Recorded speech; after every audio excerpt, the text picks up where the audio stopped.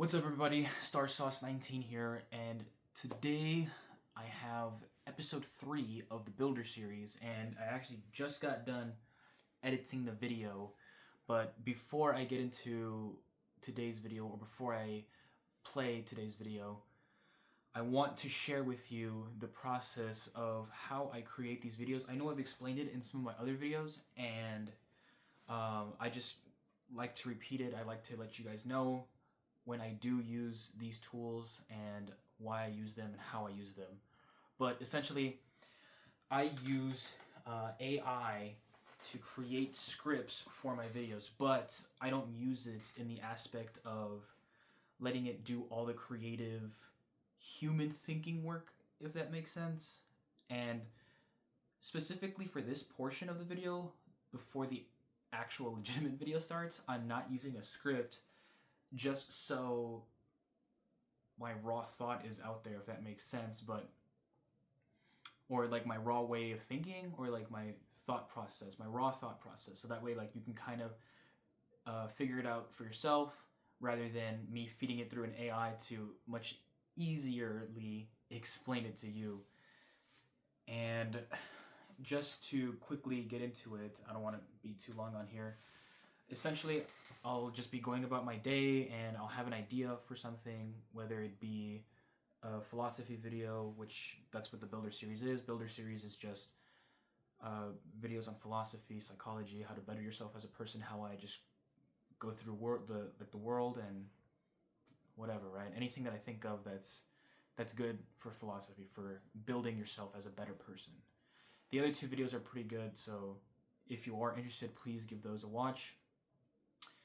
But the process at which I create these videos is as follows. So I have the idea, then I take it into Gemini or ChatGPT or Claude or whatever AI I decide to use. And then, well, I use Gemini primarily. But I express the idea and the concept to the AI, and then I ask it, what idea and concept am I really trying to explore here? Like, here's the raw thought of like the thing I'm thinking about right now. What am I trying to explore? And it kind of helps me formulate the exact idea that I might be trying to explore. So sometimes it gets it correct, sometimes it doesn't, and I have to like keep telling it, well, no, I want to explore more so this than the thing that you think I am exploring. So I just kind of do a little bit of mitigation, so to speak. But once I have the idea fully fleshed out, I then ask the AI to create an essay prompt similar to that of how a college professor would, right? Like, okay, so based off of the idea that we have solidified, I want you to create an essay prompt. An essay prompt. So give me 5 points to talk about within this concept, and I will then talk about each point. So I think in this video I have, let me see,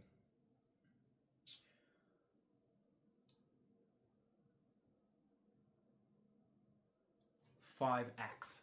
Okay, so I'm not gonna say what they are, but I have 5 different points that I talk about in this video. So it gave me 5 different points to talk about, and essentially what I do from there is I go through each one by one, and I use speech to text. So if it asks me, okay, I'm just gonna get real simple here. Talk about why you like the color of a grape. Let's say I'm talking about grapes. Why do you like the color of the grape? Okay, I like the color of the grape because blah, blah, blah, X, Y, and Z, whatever, right? And then the next prompt, okay, or the next point. Tell me why you like the flavor of the grape. Oh, because it's sweet and because it tastes good with cheese or whatever, right? So, so I just keep going point by point to explain the full thought process, right? Like I try to flesh out all of the ideas within that concept. Once I have all of the points down from speech to text, I then ask the AI to take the raw speech to text and then to formulate it into something that's more cohesive and then turn it into a script. So it is raw concept, idea, thought process, create an essay, speech to text, create a script. That's basically what it boils down to. And then once I have that essay script, then I use that for recording. And I think this one was a little bit more structured, and it was definitely more, how do I say, put together, because this time I actually read off of the actual Word document that I had for this video. And my other previous videos had been a little bit like, I didn't want to use the AI too much, but this time I was like, okay, well, like let me like use it more so rather than like kind of like trying to read off of the script and look at the camera. So like in this video, you will see that I'm pretty much reading off of a Word document. It's not within the camera shot, but I'm reading off of the Word document that was created using the AI tool, and it just allows me to get those concepts and ideas out there in a more clear way. So that way it's more tangible rather than rambling on about nonsense. And it's hard to make a cohesive, it's hard to make a complicated idea cohesive. So that's why I use AI. It's a tool, right? I don't let it do any of the creative work for me. I just use it as a tool to help me solidify those complicated ideas. Sorry, forgive me. And that's exactly why I'm not using it right now, because I think it's a little bit of overkill to try to use the AI to use it to explain to you why I use the AI. It's a bit paradoxical in my opinion. But anyways, with that said, today I did prepare a better video for y'all, and I made sure to make it a little bit more cinematic. Well, it's not really cinematic at all. It's not. But I put more work into this one. So I hope you guys enjoy. If you do like the video, please leave a like. If you want to comment on it, absolutely leave a comment. Let me know your thoughts and your ideas, just anything. But with that said, that's all I have left to say. And actually, I think one more thing. If you subscribe to me, you guys will be officially named the superstars, right? STARSAUCE, Superstar Industries. So it's only right that you guys are superstars, the superstar army, so to speak. But I've been talking too much, so I'm just gonna let the video play, and I hope you enjoy. Deuces.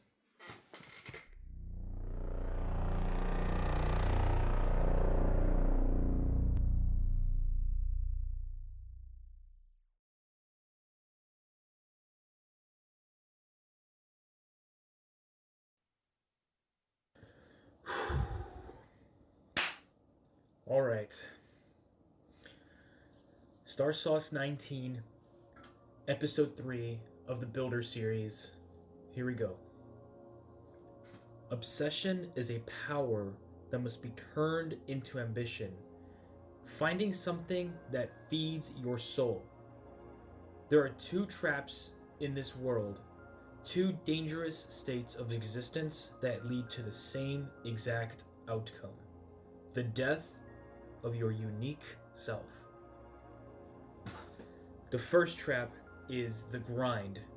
It is everlasting, vicious, and a cycle that the majority of the Earth's population experiences. It is the typical 9-to-5 reality. For the first 18 years of your life, the system acts as a tutorial, hardwiring you to carry this cycle over into your adult life. They tell you to go to school, get a degree, get a job, and pay off that debt. It is predictable, so it is safe. You live a safe and predictable reality. Some people want that, and some people don't mind it, but that's not what I want. There has to be more to life than just this. How can you claim to be independent and self-sufficient when you're just doing what was set out in front of you? You never took risks. You settled for a job you tolerate. You let the dream die before you even gave it a shot. And sometimes people don't even realize that they're stuck in this cycle. They are so locked into a world that was built for them that they just keep walking the path put out in front of them. Then there is the void. This is when you have endless, boundless, unrestricted freedom, but you're doing absolutely nothing with it. That is the void.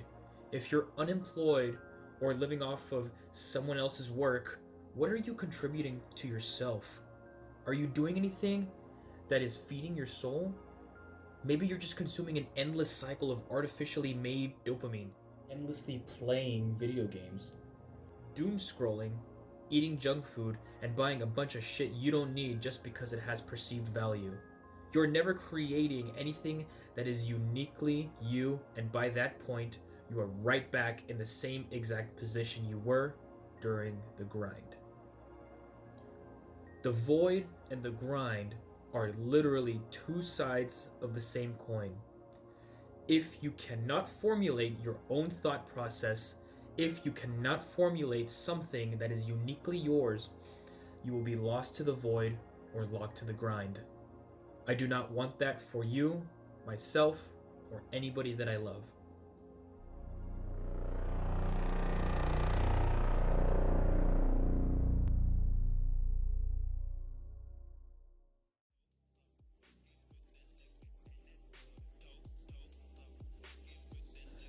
The dictionary defines obsession as a persistent, disturbing preoccupation with an often unreasonable idea or feeling. Broadly, a compelling motivation. At face value, that seems pretty negative. When you think about obsession, you probably think about addiction. But I'm only concerned with those last three words. A compelling motivation. A compelling motivation is the exact bridge that takes you from an obsession into ambition. The dictionary defines ambition as a strong desire to do or to achieve something, typically requiring determination and hard work. Look at how those two bleed together. You take the raw, unrefined energy of a compelling motivation and you lock it into the determination and hard work of ambition. Now I want to ask you, when was the last time you had something positively compelling you to act? And I mean something that truly made your mind burst with passion and absolute conviction. For most people, the last time that they felt anything that strong, a drive that strong, was when they were a kid. But here is the reality check. Good and bad obsessions are also two sides of the same coin. A good obsession can be a double-edged sword. Remember that raw obsession is an undirected force. It is a flood that can drown everything in its path. Relationships, stability, and your focus. Imagine being so locked into a pursuit that you completely alienate your friends, your family, and all the people closest to you. That is the danger of raw, unrefined obsession. It is wild, uncontrollable energy that can consume you until it's all you ever become. That is why obsession is a power that must be turned into ambition. Ambition is the architecture we build to contain that force. It is the difference between a mess and a movement. One is a state of mind, and the other is a strategy of action. You use the raw power of obsession to break out of the void, but you use ambition to actually build a structure that feeds your soul without destroying your life to do it. Going all in doesn't mean putting all of your eggs in one fragile basket. You can pour your entire soul into building something, maximizing your output and focus without recklessly burning your life down.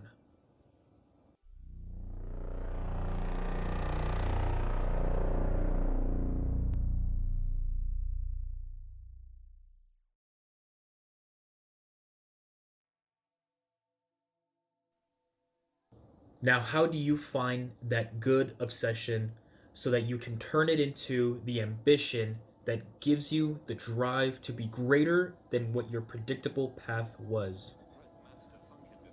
You have to seek it out yourself, but I promise you, when you go looking for it, when you seek it out yourself, it will find you.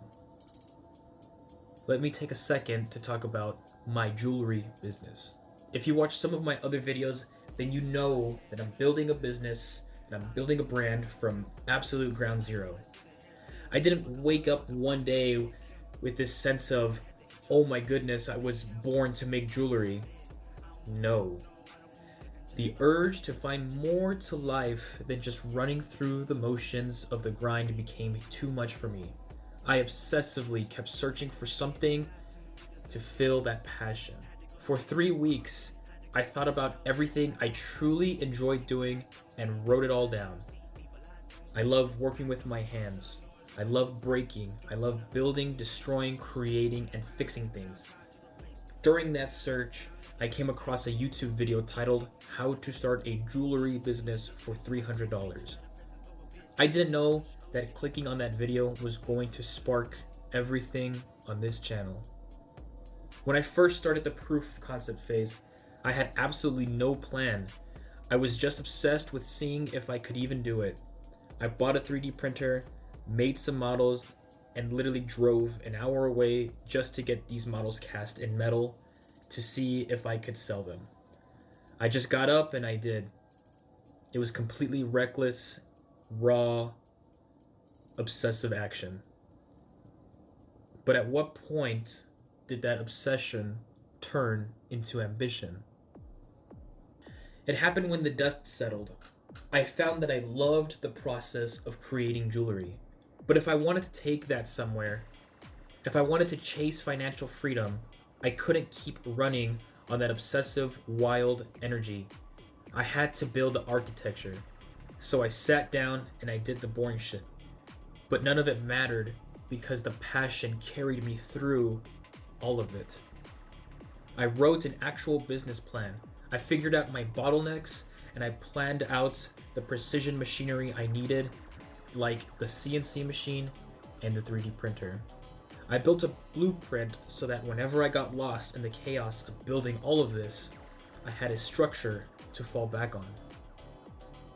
That is ambition. That is where the idolization of a creative idea meets the resistance of the real world. This friction is necessary. Without resistance, you're just dreaming. With too much of it, you're just a laborer. It might take 1 year, 5 years, or 10 years to reach the pinnacle, but it's definitely not going to happen if you don't ever try. You can have everything handed to you, and it can crumple into rust if you don't build on it. Or you can have absolutely nothing and build an empire with raw grit and determination. But as you build that architecture, you have to realize that the creative flow must be protected. The danger of ambition is that it eventually demands a return. When you pour yourself into a craft, the mind naturally begins to ask, what am I getting back for this?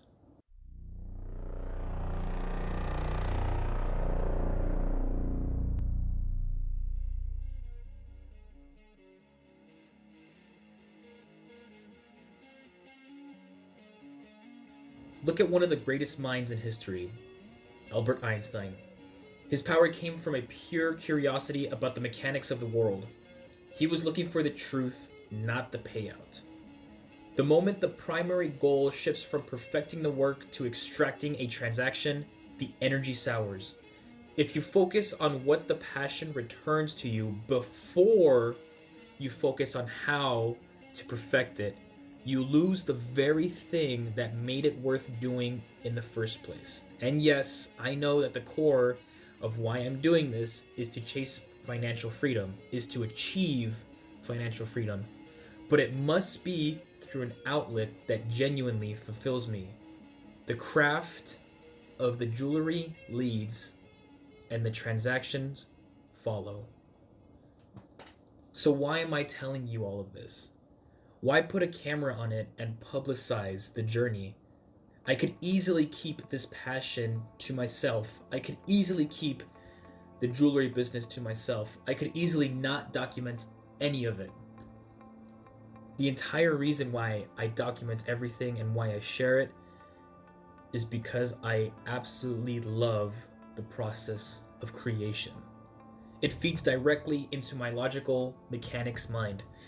It isn't always about having to solve some massive world-ending problem. Sometimes it's just looking at a goal, like figuring out how to forge a piece of jewelry, or how to explain the exact difference between obsession and ambition in a video. I love exploring these ideas. I love documenting the jewelry business, editing the footage, and putting it out there. It is a creative outlet, and I am doing it for the love of the game. Yes, I understand that my additional hope is to inspire at least one person. If I can share all of this and it makes someone else feel that exact same undeniable drive and passion that I am feeling right now, that would make me extremely ecstatic. But I don't need to inspire people to validate this work. Inspiring someone is just a massive bonus. So this brings up the ultimate paradox. What if I don't touch anybody with this? What if the jewelry business doesn't make it? Does that invalidate everything that I tried? Everything that I learned? Everything that I built? Did I just spend a bunch of money to find a new expensive ass hobby? I know that I am coming from a place of privilege to be even asking these questions. But acknowledging that privilege does not invalidate the truth of the message. If nothing comes of this, it does not invalidate a single second of it, because the process itself gave me joy. I would much rather put my all out there, have absolutely nothing come of it, and know that I enjoyed the act of building it, than let the regret of never trying destroy me. If I don't inspire anyone, that is completely okay. At least I tried. At least I did exactly what I set out to do.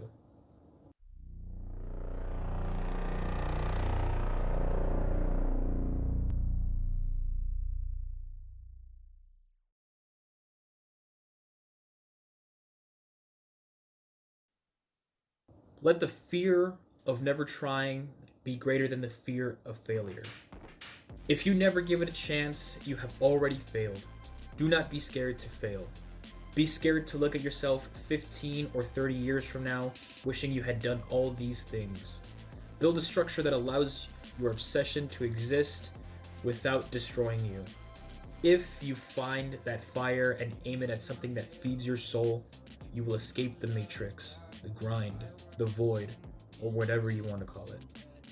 I don't have all the answers. Nobody does. But what I do have are my experiences. And I am sharing them with you so that you can forge a path and a truth that is precisely you. So here is your starting line. Write down all of your passions. Look at every avenue of creation for those passions. Do not let it stay on paper. The paper is just a plan. You need the friction of reality. Pick one thing from that list today and build your own proof of concept. Take the very first physical step. I do not care if it's messy. I do not care if it's in your bedroom or if you completely fail on the first attempt. Stop endlessly watching the tutorials and start doing the actual work. You have to meet your ambition halfway. I promise you that when you put your hands on it and actively try, you will find that drive, because it will know you are finally looking for it. STARSAUCE 19. Stay loose, stay loud, deuces.